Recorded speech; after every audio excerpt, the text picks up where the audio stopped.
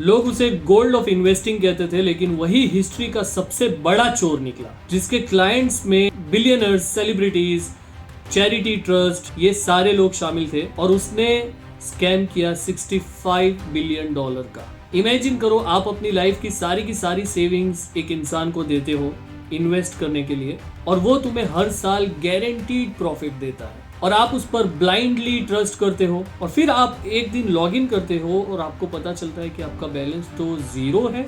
ये कोई मूवी नहीं है, ये है रियल स्टोरी बर्नी मैडॉफ की।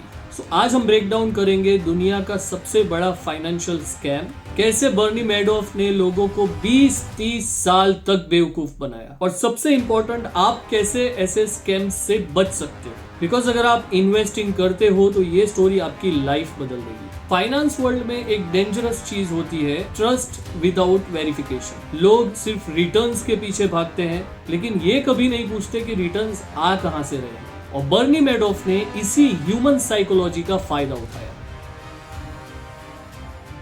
और बर्नी मैडॉफ कोई नॉर्मल फ्रॉडस्टर नहीं था, वो एक रिस्पेक्टेड वॉल स्ट्रीट का लेजेंड था। उसका बॉर्न हुआ था 1938 में न्यूयॉर्क में। एक मिडिल क्लास बैकग्राउंड था, और उसका जो अर्ली इंटरेस्ट था वो फाइनेंस ही था। और उसने अपनी एक इन्वेस्टमेंट फर्म स्टार्ट की, Bernard L Madoff investment securities नाम से। और स्लोली बाय द टाइम वो ग्रो करता गया। ये बंदा इतना पावरफुल था कि एक टाइम पे वो नेस्डेक का चेयरमैन भी रह चुका है। SEC के साथ उसके क्लोज कनेक्शंस थे। मतलब अगर फाइनेंस की दुनिया एक स्कूल थी तो मैडॉफ उसका प्रिंसिपल था। लेकिन यहाँ से स्टोरी होती है और थोड़ी डेंजरस, क्योंकि स्कैम हमेशा वहीं से स्टार्ट होता है जहां पे ट्रस्ट ब्लाइंड होता है।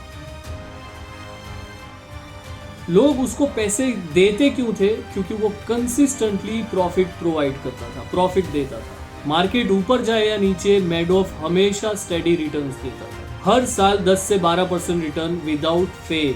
आप खुद सोच के देखो, अगर कोई बंदा कंटिन्यूअसली 10 साल से कंटिन्यूअसली प्रॉफिट दे रहा है तो आप क्या सोचोगे? और पैसे इन्वेस्ट करोगे, फ्रेंड्स को रेकमेंड करोगे, रिलेटिव्स को रेकमेंड करोगे, राइट? उसको एक जीनियस बंदा मान लोगे। और यही हुआ। Rich families, celebrities, pension funds, charitable trust, सबने अपना अपना पैसा मैडॉफ को दिया इन्वेस्ट करने के लिए। लेकिन रियलिटी ये थी कि वो कोई इन्वेस्ट कर ही नहीं रहा था, क्योंकि वो एक पोंजी स्कीम चला रहा था।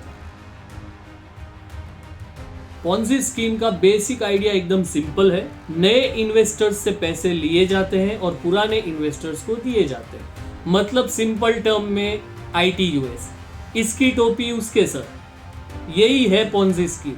मतलब कोई रियल प्रॉफिट नहीं, बस पैसा इधर से उधर किया जा रहा है। समझने के लिए आपको मैं एक एग्जांपल देता हूं। आपने 1 लाख रुपए इन्वेस्ट किया। मैं प्रॉमिस करता हूं कि आपको पर एनम 10% रिटर्न दूंगा, और मैं हर साल आपको 10,000 रुपीज हर साल मैं आपको दिए जा रहा हूं। लेकिन आप वो 10,000 लिए जा रहे हो, लेकिन ये सवाल नहीं कर रहे हो कि ये रिटर्न आ कहां से रहे, भाई इन्वेस्ट कहां कर रहे हो। और इस बिजनेस में, इस पोंजी स्कीम में ये होता है कि जब तक नए लोग आते रहेंगे बिजनेस चलता रहेगा, और जैसे ही नए लोग आने बंद हो गए, गेम ओवर। बर्नी मैडॉफ यही कर रहा था, लेकिन स्मॉल लेवल पे नहीं कर रहा था, बिलियंस ऑफ डॉलर्स के साथ कर रहा था। आखिर उसने इतने बड़े लेवल पे लोगों को बेवकूफ कैसे बना लिया, वो भी इतने टाइम तक? Fake consistency. रियल मार्केट जो होता है वो वॉलेटाइल होता है, कभी प्रॉफिट कभी लॉस, लेकिन मैडॉफ हमेशा प्रॉफिट में। और यही सबसे बड़ा रेड फ्लैग था। लेकिन लोग उस टाइम पे समझ ही नहीं पाए, क्योंकि हर साल उनका प्रॉफिट उनको मिल जाता था, रिटर्न। Exclusivity trap. उसने एक जीनियस स्ट्रेटेजी यूज की। उसके फंड में सारे लोग इन्वेस्ट नहीं कर सकते थे, वो काफी लोगों को रिजेक्ट कर देता था। ये सारी चीजें करके उसने एक एक्सक्लूसिविटी तैयार की थी। और जब कोई अपॉर्चुनिटी एक्सक्लूसिव लगती है तो उसकी वैल्यू तो ऑब्वियसली बढ़ ही जाती है। लोगों को लगता है कि ये आम लोगों के लिए नहीं है, नॉर्मल लोगों के लिए नहीं है, ये तो बस एलीट लोगों के लिए है, खास लोगों के लिए। Fake statements. वो इन्वेस्टर्स को हर साल डिटेल रिपोर्ट देता था। Fake trades, fake profits, fake portfolio, सब कुछ परफेक्ट लग रहा था। लेकिन एक सिंपल सवाल किसी ने नहीं पूछा कि भाई आप ट्रेड करते कहाँ हो, इन्वेस्ट करते कहाँ हो, कौन से मार्केट में करते हो, कौन से एसेट में इन्वेस्ट करते हो, ये किसी ने नहीं पूछा। और एक सवाल ये भी आता है कि इतने बड़े स्कैम को किसी ने पकड़ा क्यों नहीं? ऑथोरिटी बायस। लोग सोचते थे ये बंदा नेस्डेक का चेयरमैन रह चुका है, ये गलत कैसे करेगा यार। है, ऑथोरिटेटिव पर्सन था, सोशल प्रूफ। जब आप देखते हो कि रिच लोग भी, बड़े बड़े एलिट लोग भी इन्वेस्ट कर रहे हैं, तो वो लोग पागल थोड़ी है यार कि स्कैम में वो लोग इन्वेस्ट करेंगे, right? Social proof. FOMO, fear of missing out. लोग ये देख रहे थे कि सब लोग इन्वेस्ट कर रहे हैं, मैं क्यों पीछे हटूं, मैं भी इन्वेस्ट करता हूं। फोमो। कॉम्प्लेक्सिटी। फाइनेंस जो टॉपिक है वो अपने आप में एक कॉम्प्लेक्स है, सब इसको समझ नहीं पाते, बहुत ज्यादा डीप जाना पड़ता है। सो लोग क्या करते हैं कि उतना ज्यादा डीप जाने की जगह वो अपने अपने बिजनेस में ध्यान देते हैं और पैसा ट्रस्ट करके किसी और को इन्वेस्ट करने के लिए देते हैं। लेकिन जहां तुम समझना बंद करते हो, स्कैम वहीं से शुरू होता है। और ये सिर्फ आम लोगों की बात नहीं थी, top hedge funds, financial experts सभी फेल हो गए। क्यों? क्योंकि सबने ये अज्यूम किया कि सभी इसमें इन्वेस्ट कर रहे हैं तो सेफ ही होगा। फाइनेंस में एक चीज हमेशा याद रखना कि अगर सभी लोग वो चीज कर रहे हैं तो रिस्क बहुत ज्यादा है। अब जैसे मैंने Anil Ambani rise and fall वाले वीडियो में रिलायंस पावर के आईपीओ को लेके जो एग्जांपल दिया था, इस आईपीओ का हाइप इतना ज्यादा था, या यूं कहूं कि इतना ज्यादा बढ़ा दिया गया था कि आईपीओ काफी ओवर सब्सक्राइब्ड हो चुका था। और लिस्टिंग के बाद क्या हुआ, स्टॉक धड़ाम से गिरा और इन्वेस्टर्स को उनके पैसे नहीं मिले, रिटेल इन्वेस्टर्स फंस गए। सो बर्नी मैडॉफ की कहानी में अब तक सब कुछ परफेक्ट लग रहा था, मनी आ रहा था, रिटर्न्स आ रहे थे, सब कुछ चंगा सी, ट्रस्ट ग्रो हो रहा था। लेकिन हर एक पॉन्जी स्कीम की कोई ना कोई एक्सपायरी तो होती है, राइट? और वही हुआ जब 2008 में ग्लोबल फाइनेंशियल क्राइसिस हिट हुआ। लोगों को पैसों की जरूरत पड़ी और लोगों ने पैसे विड्रॉ करना स्टार्ट किए। लोगों ने पैसे एक तरफ निकालना स्टार्ट किया और दूसरी तरफ पैसे थे नहीं, तो नए लोग मिलने बंद हो गए।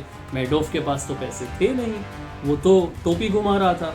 नॉर्मली क्या होता है कि इन्वेस्टर अपने पैसे विड्रॉ करता है तो उसको विड्रॉल मिल जाता है, पर यहाँ तो पैसे थे ही नहीं। मैडॉफ के पास सिर्फ कुछ ही पैसे थे और लोग $7 बिलियन विड्रॉल मांग रहे थे। टोटल गेम खत्म हो चुका था।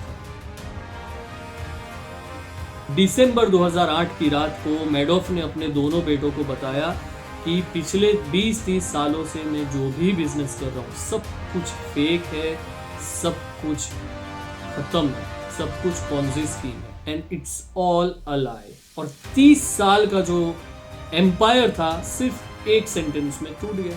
उसके बेटे ये सुन के शॉक में आ गए और समझ नहीं पाए कि क्या करना है। उन्होंने अपने बाप को अच्छे सजेशंस देने की जगह पे पुलिस को फोन कर दिया, पुलिस को फोन करके बुला लिया और अपने बाप को अरेस्ट करवा लिया। सोचो, खुद के बेटों ने अपने बाप को अरेस्ट करवा लिया और उस बाप ने, बर्नी मैडॉफ ने थोड़ा सा भी रेजिस्ट भी नहीं किया, उसने हथियार डाल दिए थे। 11 दिसंबर 2008 को एफबीआई बर्नी मैडॉफ के घर पहुंचती है और बर्नी मैडॉफ ने सरेंडर कर दिया। उसने फाइट भी नहीं की क्योंकि वो जानता था कि गेम ऑलरेडी ओवर हो चुका है।